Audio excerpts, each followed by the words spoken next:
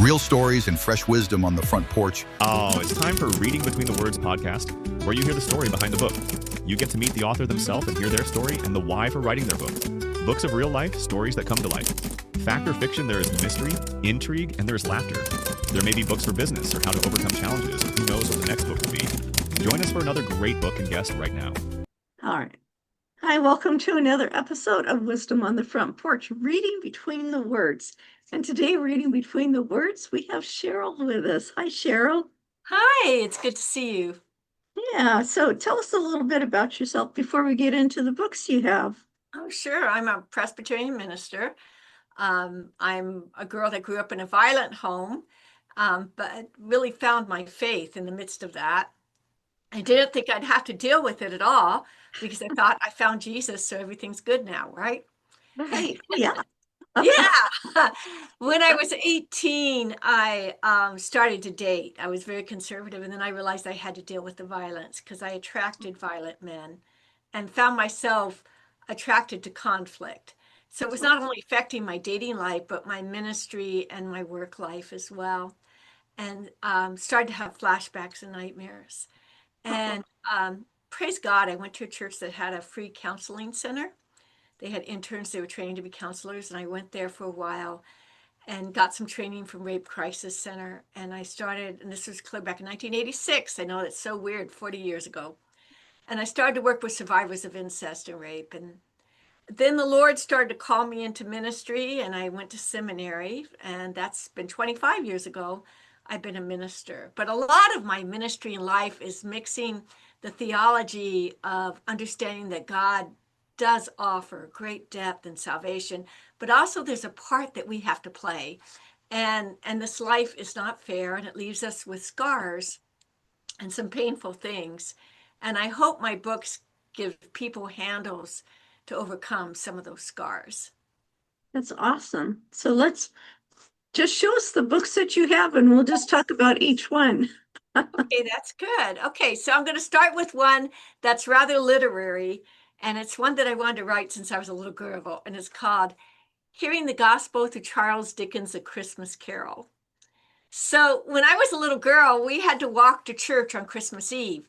It was 2 miles away from our house, and actually it was a very pleasant walk, even though it was kind of a bad neighborhood, because everything was so quiet. And when I got home, I couldn't go directly to bed, so I'd turn on the TV, and there was a Christmas Carol playing every night, and it just comforted me. It comforted me because it didn't put down the poor. It seemed like all the modern sitcoms made the poor look like trash or alcoholics. There wasn't a picture of people that are working really hard that didn't have enough money that I felt that was on TV. And here was the story about the most virtuous family, the Cratchits, were in the most need. And I thought something was religious about it, but I couldn't put my finger on it. But I always wanted to study it. And it wasn't until I was in seminary, while I was getting ready to graduate, that I had some time to go in San Francisco Theological Seminary's library and search things out. And I found some similarities in Charles Dickens' faith journey. I didn't know he was a Christian, but he was. And what he struggled with poverty, and what he struggled with Christians, and even Advent, because in the Anglican prayer book, they go through something called Advent, where you prepare yourself for Jesus to come. And all of those scriptures in the Anglican prayer book are not from Matthew, Mark, Luke, and John. They're from Isaiah. Oh, nice. Yeah, because the Holy Family, as you may know, was homeless on that night. And that was exactly what was bothering Dickens, was how people were turning their back on the factory workers and people who couldn't afford to live. And so I wrote a devotional, and I speculate about the Advent lessons and how Mr. Dickens used them in the book. And it's available, best through the publisher, but you can also get it on Amazon.com. Okay. Yeah, that actually sounds really interesting. It's one of my favorite stories, and I've got the I like watching the show about the man who wrote who invented Christmas is the name of the television I program. saw that too. Yeah. Yeah, about him doing Scrooge. And so that was kind of interesting. But I love that you look at this as to where the homeless or those who are less fortunate needed to be looked at not as something really horrible and something to stay away from, but that's just a part of their season right now. Yes. And that's interesting. And the greatest statement in the book about faith, and this is one of the reasons that caused me to write it. I was in a car accident in 93, left my left leg paralyzed, and my sister and I went to go see a version of A Christmas Carol. And we couldn't figure out how to get down in the elevator. It turned out you needed a key that we didn't have. So I had to walk down the stairs in the elevator, and I had a walker, and I was really young, and people trying to be helpful were really unkind in the way they were looking at me and Oh, wow. showing concern. And I'd gone to a church that told me I wasn't healed because I didn't have enough faith, Mm. which was painful. But it got to the point Yeah. in the play where Mrs. Cratchit asked us Mr. Cratchit, how did Tiny Tim do in church today?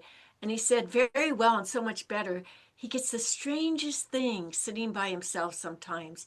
He told me today that he hoped that people would see him in church, that they, because he was a cripple, that they might remember who made lame people walk and blind men see. Isn't And it awesome? it occurred to me in the story that Tiny Tim wasn't asking to be healed. Yeah. And Dickens wrote him that way because Dickens didn't see that if you were completely whole, that meant you were better. He saw that our ailments and our diseases and our illness, and by the way, he did have a nephew who was lame, Okay. enhance us to reflect the gospel. And I started to weep. I mean, like it was like an ugly cry. And that line has almost become corny in the play. If you see it today, people may smirk at it or laugh at it and say how unrealistic, but it meant something to me. It meant that God could use my disability. And that's when I really thought I had done all the research in seminary. I said, you know what? I need to write this book. And I took the time to write the book. That's awesome. Yeah. Oh, I love that. Um, so we've only got a short amount of time, as much as I'd love to stay on this book. Okay. Let's go to the next one. Okay. Well, the next one is a devotion called The Little Candle That Was Frightened of the Dark.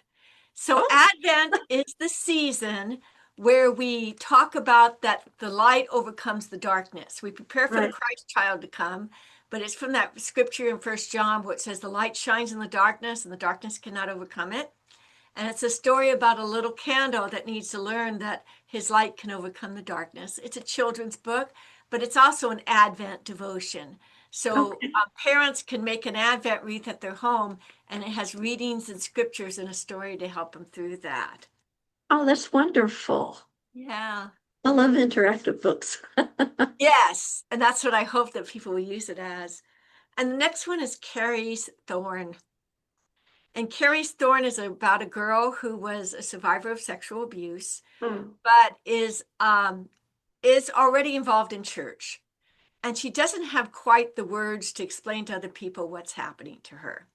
Okay. She's really, and you'd be surprised. I've worked in group homes, how many people, even today, with all the training and all the talk, you tend to exceptionalize what your father's doing. And that's what she did, that this is different with my dad. And she's trying to figure it all out. And it's someone from her church who calls Child Protective Services. And so suddenly Carrie's world becomes unraveled and she's in foster care. And it's about her learning to trust again in foster care and trying to work out the faith issue that all Christians have to work out at one time or another. Why does a good God allow pain? And what does it mean to serve that God in that pain? And also, because she's a young girl and she has a romance, she's trying to be a woman in her own little way.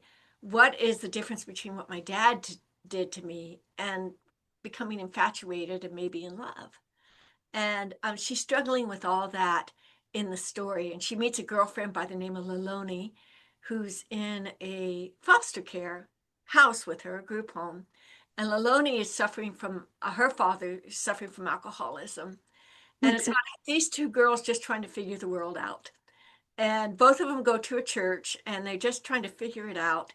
And in spite of the judgment of other people, and sometimes the wonderful kindness of other people, they're trying to understand what does it mean to find empowerment in their world. Wow. Wow. That is a heavy book, but it sounds like you've you've written it in a brilliant way to make it comfortable to read. I guess is one way to put it. Yeah. So it's not quite so heavy, but we're engaged in the story and it takes us along the journey because those are tough topics to talk about. Oh yeah. Yeah, And I and wanted to make it palatable, that yes. you can dwell in it and you get involved with her just being a girl, not just her whole life isn't the sexual abuse. The sexual abuse is never described, but Okay. it's about that she's a young girl stepping into womanhood, but she has this and she's got to deal with it. Yeah. Wow. That's interesting.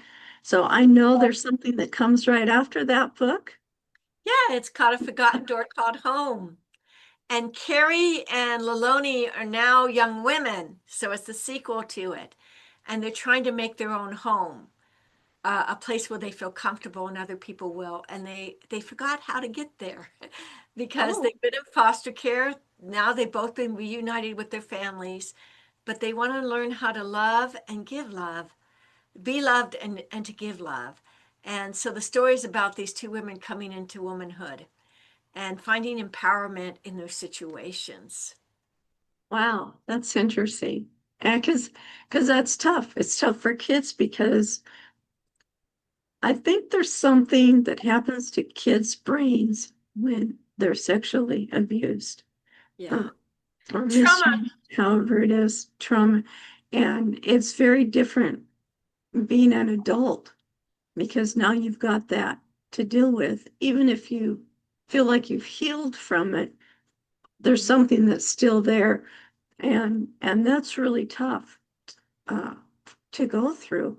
So it would be really interesting to read them to see how you approach the subject and what happens to them. That's Yeah. an intriguing story. And in them, you also meet Laloni's, well, you meet a girl named Isabella, who's been their employer, and her grandmother, who's an immigrant, and you meet their pastor. There's a couple of women in it. So Laloni and Carrie is just, it's about all their faith journeys trying to create a home. Wow. Wow. That's that's really great. This is good. Okay, let's go to the next one. This is Please Don't Move My Grandma's Chair.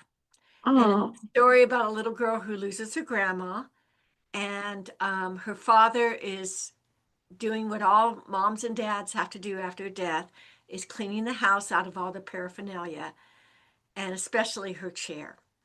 And I'm hoping this is a book about childhood grief, because children tend to connect their loved ones to objects.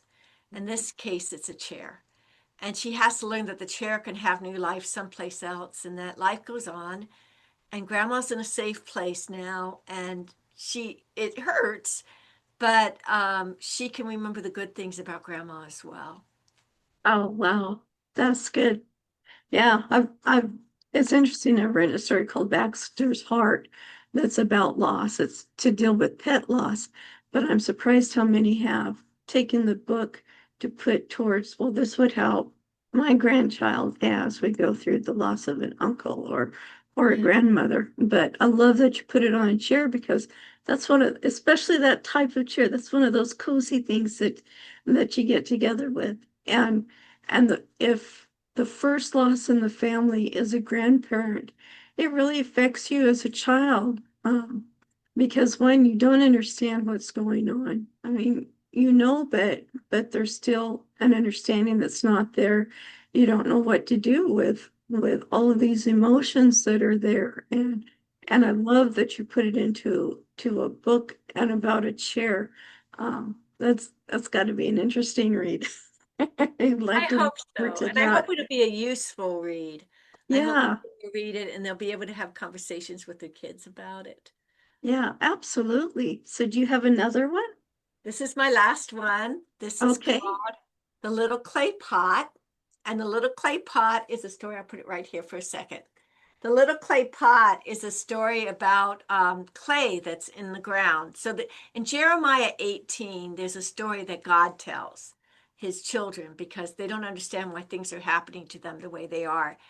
And he said, go down to the potter's house, Jeremiah. I have a lesson for you. And the clay is taken out of the dirt, and the potter is shaping it, and the clay falls apart in the potter's hand. And then he says, can I not? And then the potter, instead of throwing the clay away, just makes something different than what he intended. And this time the pot holds together. And God says, can I not do with you as the potter does?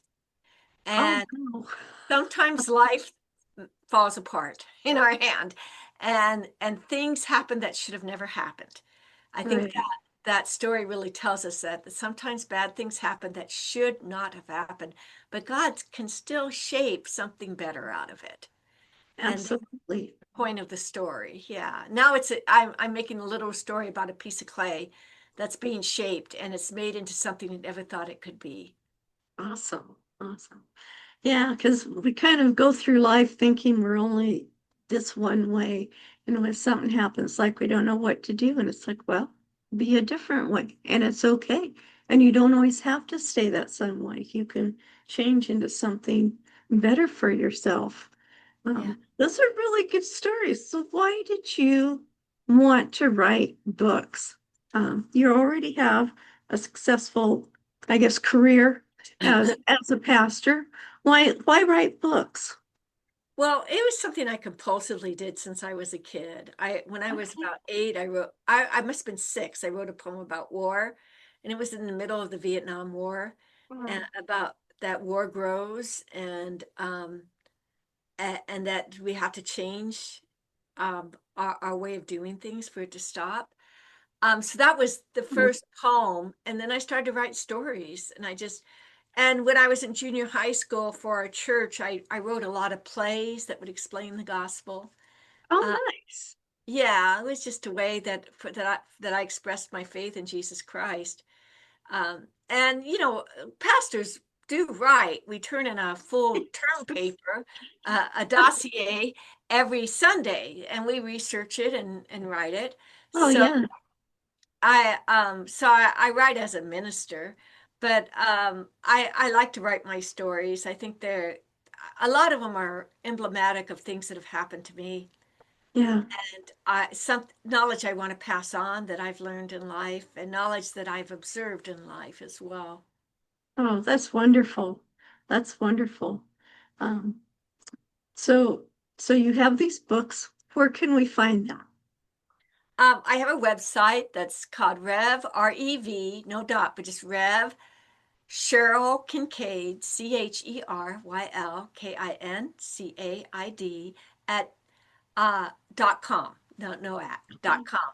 And the other one is Dickensandchristianity.com. And there's links to all my books on both those websites.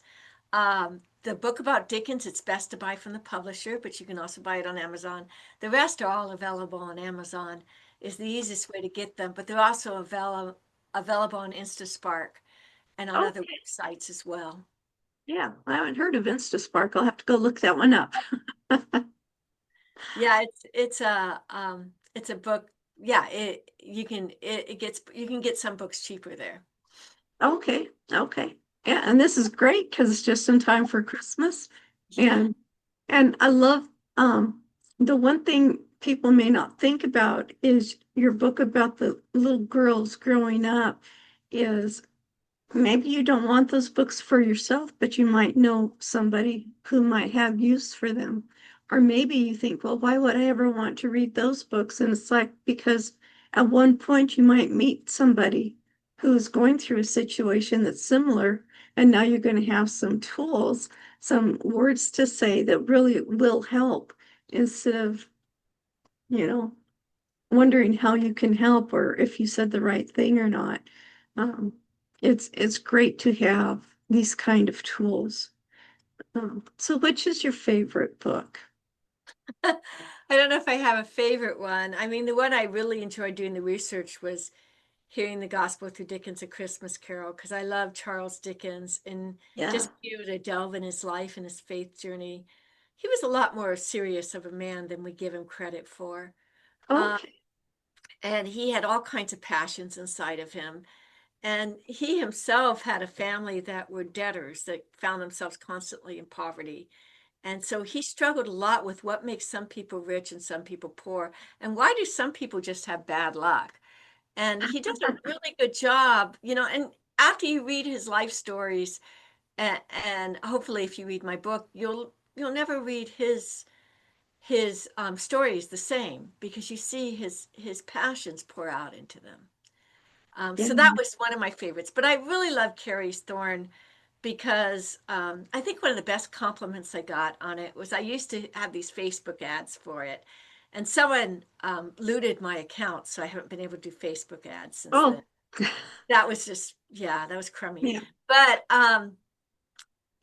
someone wrote a comment in one of the Facebook ads that says, "Please read this. This is me." And that just touched my heart so much, Wow. that someone saw my story as their story, that I had made that difference in that person's life. And people who've read it said that it's not as gruesome as you would think. It's just a story about a young girl.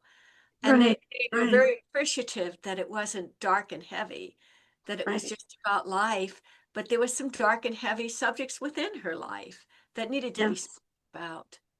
Yeah, I like that because it's sometimes it can be really, really tough to read a book because it's a lot of emotion, a lot of heart that goes with reading the books. And to know that, yes, this stuff did happen, but that's not what this book focuses on. This book is about how she deals with life now and how Yeah. she deals with becoming the woman she wants to be. So that's really amazing. Um, well, Cheryl, thank you so much for being here and for sharing all of your books with us. Tell us one more time where we can find your books. Yeah, RevCherylKincaid.com is my website, or you can Google Pastor Cheryl's books. Okay. Also, DickensandChristianity.com if you want to know something about Charles Dickens' life, and just Amazon as well. You can just put the titles in Amazon, or Books by Cheryl Kincaid, and you will find my books. Awesome. Awesome. Well, thank you so much for being here. I really appreciate what you've done and that you brought it out to the world so everyone can enjoy those stories too and learn from them. And thank you, our audience, for being here and sitting on our front porch while we talk about books and great stories in life. Mm-hmm. It was a Yeah. lovely conversation. Yes, and we'll see you next time. Thank you. I hope today's conversation on reading between the words gave you a glimpse into the heart behind the book and sparked something new for your life or business. Thank you, my Front Porch friends and neighbors, for pulling up a chair with me and my guest today on Wisdom on the Front Porch. Now, if you've got value from this conversation, would you do me a favor?